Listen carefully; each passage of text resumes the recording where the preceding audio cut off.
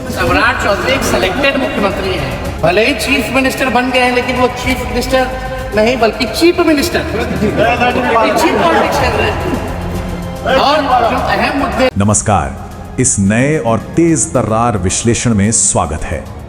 आज हम तेजस्वी यादव द्वारा बिहार सरकार और खास तौर पर सम्राट चौधरी पर लगाए गए आक्रामक राजनीतिक आरोपों को डिकोड करने वाले हैं। हमारा मकसद इन फरमानों और बयानों के पीछे के नैरेटिव को समझना है। तो बिना किसी देरी के सीधे मुद्दे पर आते हैं। शुरुआत करते हैं इस बेहद तीखी टिप्पणी से। वो चीफ मिनिस्टर नहीं बल्कि एक चीप मिनिस्टर हैं जो सस्ती और नकारात्मक राजनीति कर रहे हैं। तेजस्वी यादव का ये बयान कोई आम पॉलिटिकल रेटोरिक नहीं है। ये सीधे तौर पर एक फ्रंट फुट पॉलिटिकल अटैक की नींव रखता है, एकदम आर पार के मूड में। पहला बड़ा मुद्दा डिस्ट्रैक्शन टैक्टिक्स, यानी ध्यान भटकाने की रणनीति बनाम असली मुद्दे। चलिए समझते हैं इन दावों का क्या मतलब है।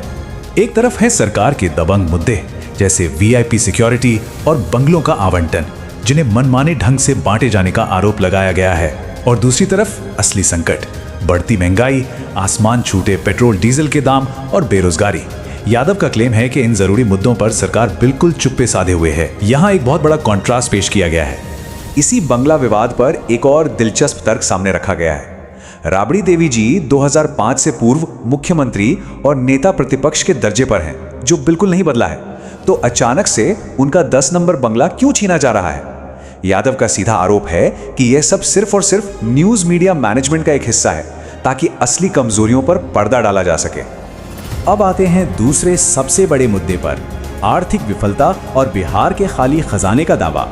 ये दावे सच में बेहद गंभीर हैं। कहा जा रहा है कि राज्य का खजाना पूरी तरह खाली हो चुका है। नागरिकों की पेंशन रोक दी गई है, यहां तक कि विधायकों और मंत्रियों की सैलरी तक नहीं मिल रही, और विकास के रोड मैप का तो नामो निशान नहीं है। ध्यान रखने वाली बात यह है कि हम यहां सिर्फ इन आरोपों का विश्लेषण कर रहे हैं, सरकार का पक्ष इसमें अभी शामिल नहीं है। और इस सब के बीच एक बड़ा आंकड़ा सामने आता है, 1 करोड़ रुपए। ये वो फिगर है जिसका जिक्र करते हुए आरोप लगाया गया है कि माताओं और बहनों से किया गया ये आर्थिक वादा पूरी तरह हवा हवाई साबित हुआ। इसे जनता के टूटे भरोसे और सरकार की नाकामी के रूप में पेश किया जा रहा है।